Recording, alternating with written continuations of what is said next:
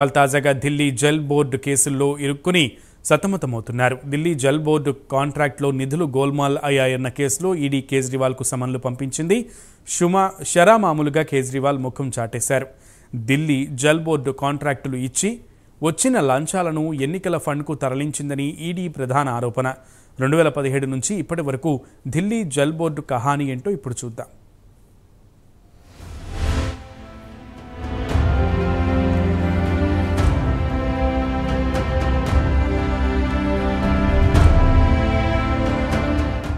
Aam Aadmi chief Arvind కేజ్రీవాల్ను ఓ case పోతే ఇంకో case వెంటాడుతోంది. ఇప్పటి వరకు ఆయన లిక్కర్ స్కామ్లో ఇరుక్కుని ఈడీ సమన్లకు ముఖం చాటేస్తున్న విషయం తెలిసిందే.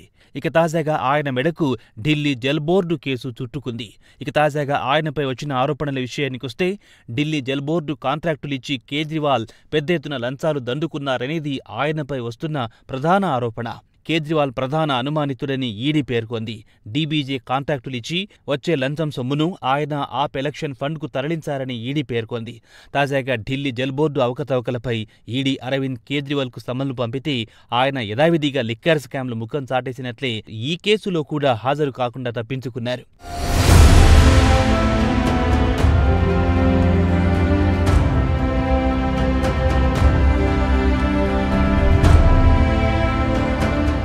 కేజ్రీవాల్ను సోమవారం నాడు తమ ముందు హాజరు కావాలని ఈడీ నోటీసులు పంపించింది.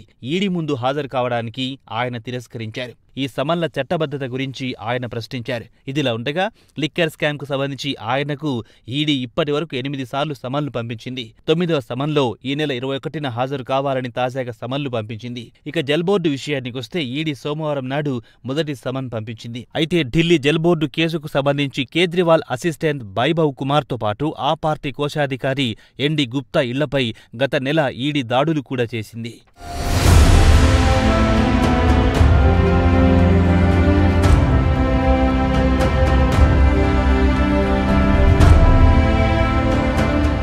ప్రస్తుతం ఈడీ కేజ్రీవాల్పై పూర్తి ఫోకస్ పెట్టింది. జల్ బోర్డు కాంట్రాక్టుల ద్వారా వచ్చిన లంచాలను జగదీష్ అరోనా అనే వ్యక్తి ఆప్ ఎలక్షన్ ఫండ్కు తరలించారని ఈడీ ఆరోపిస్తోంది.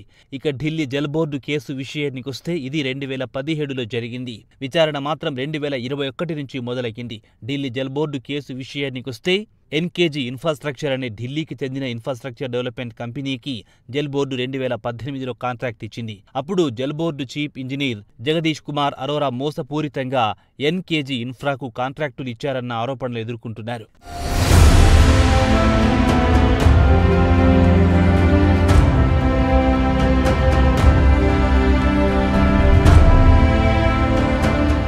సిబిఐ ఫిబ్రవరి 2021లో ప్రాథమికంగా విచారించి కేసు రిజిస్టర్ చేసింది. కాంట్రాక్టు ఏ ప్రాతిపదికన ఇచ్చింది, ఇక కాంట్రాక్టు విషయానికొస్తే supply, installation, testing and commissioning electromagnetic flow మీటర్లపై విచారణ మొదలెట్టింది. వాస్తవానికి ఈ మీటర్లను డిసెంబర్ 2017లో టెండర్ కాల్ఫర్ చేసింది. మొత్తానికి సిబిఐ జూలై 2022లో ఎఫ్ఐఆర్ ఫైల్ చేసింది. 2018లో ఫిబ్రవరిలో మొత్తం 4 కంపెనీలు బిడ్ దాఖలు చేశాయి. అయితే ఎన్కేజీ ఇన్ఫ్రాస్ట్రక్చర్కు అర్హత లేకున్నా అరోరా ఆ కంపెనీలకు కాంట్రాక్టు కట్టుబెట్టారు. ఫిర్యాదు అందిన 5 రోజుల తర్వాత సిబిఐ ఎఫ్ఐఆర్ నమోదు చేసింది. కాగా అరోరా మార్చి 2024, 2018న హర్యానాలోని బలబ్గఢ్కు 2 సబార్డినేటర్లను పంపి వచ్చిన ఆరోపణలపై విచారణ జరపాలని పంపించారు. 2 సబార్డినేటర్లు అరోరాకు నివేదిక సమర్పించి ఎన్కేజీ ఇన్ఫ్రాస్ట్రక్చర్కిచ్చిన కాంట్రాక్టును రద్దు చేయాలని సిఫార్సు చేశారు.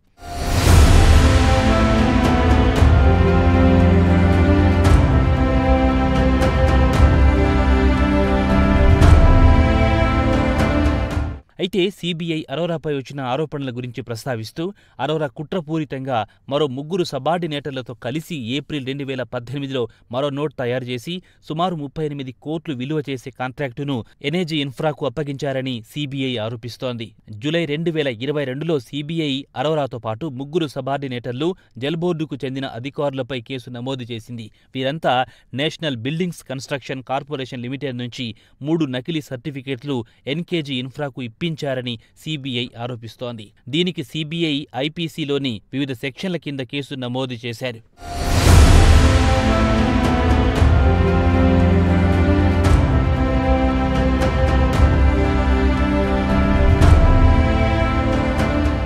ఇదిలా ఉండగా సీబీఐ ఎఫ్ఐఆర్ను పరిగణలోకి తీసుకుని ఈడీ రంగంలోకి దిగింది.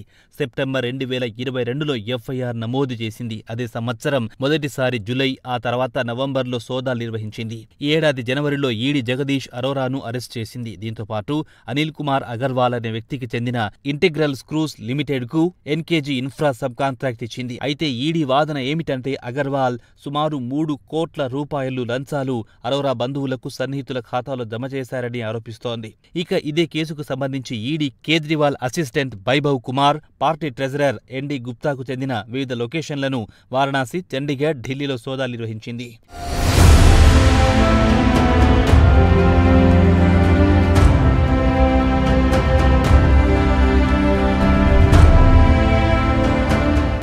ఈడీ సోదాల తర్వాత అరోరా ఎన్కేజీ ఇన్ఫ్రాకు 38 కోట్ల రూపాయలు కాంట్రాక్టు ఇచ్చారు. వాస్తవానికి కాంట్రాక్టు విలువ పెంచారని చెబుతున్నారు. కాగా ఎన్కేజీ ఈ కాంట్రాక్టుపై కేవలం 17 కోట్లు మాత్రమే ఖర్చు చేసింది. మిగిలిన సొమ్ము ఢిల్లీ జల్ బోర్డు అధికారులకు లంచాల రూపంలో డబ్బిచ్చారు. ఈ అధికారులు అధికార పార్టీ ఆమ్ ఆద్మీకి ఎలక్షన్ ఫండ్ల రూపంలో ఇచ్చారని ఈడీ చెబుతోంది. ఇక ఈడీ విచారణలో కూడా ఎన్కేజీ ఇన్ఫ్రా లిమిటెడ్ నకిలీ, ఫోర్జరీ డాక్యుమెంట్ల ద్వారా కాంట్రాక్టు దక్కించుకుంది. ఈ విషయం అరోరాకు కూడా తెలుసు. అప్పుడు ఆయన ఢిల్లీ జల్ బోర్డు చీఫ్ ఇంజనీర్గా పనిచేశారు. కంపెనీకి సాంకేతిక అర్హత లేదని అరోరాకు తెలుసు. అయినా ఎన్కేజీ ఇన్ఫ్రాకు కాంట్రాక్ట్ ఇచ్చారు. ఆయనకు లంచం నగదు రూపంలో అందడంతో పాటు బ్యాంక్ ఖాతాలో డబ్బు జమ చేశారని ఈడీ ఫిబ్రవరి 7వ తేదీన విడుదల చేసిన ప్రకటనలో పేర్కొంది.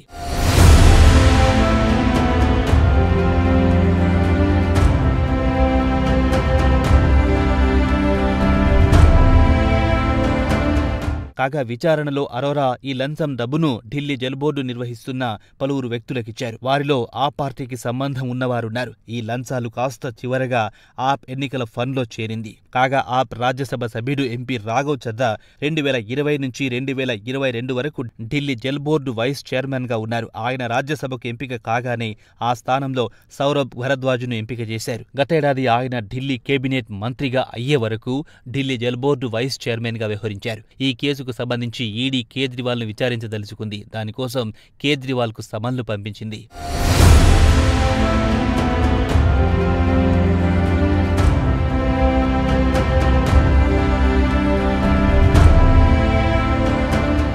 ఇదిలా ఉండగా ఈ కేసు కూడా ప్రస్తుతం కొనసాగుతున్న ఢిల్లీ ఎక్సైజ్ పాలసీ కేసు తరహాలోనే కొనసాగే అవకాశం కనిపిస్తోంది. ఈ కేసులో ముందుగా CBI Delhi deputy CM Manish సిసోడియాను నిందితుడిగా చేర్చింది. ఇదిలా ఉండగా గత 18 నెలల నుంచి ఆ పార్టీకి చెందిన హై ప్రొఫైల్ నాయకులను కోల్పోతోంది. వారిలో మనీష్ సిసోడియా, రాజ్యసభ ఎంపీ సంజయ్ సింగ్, పార్టీ ప్రచార మేనేజర్ విజయ్ నార్లను అరెస్టు చేసి జైలుకు పంపారు. ప్రస్తుతం వీరంతా జైల్లో ఉన్నారు.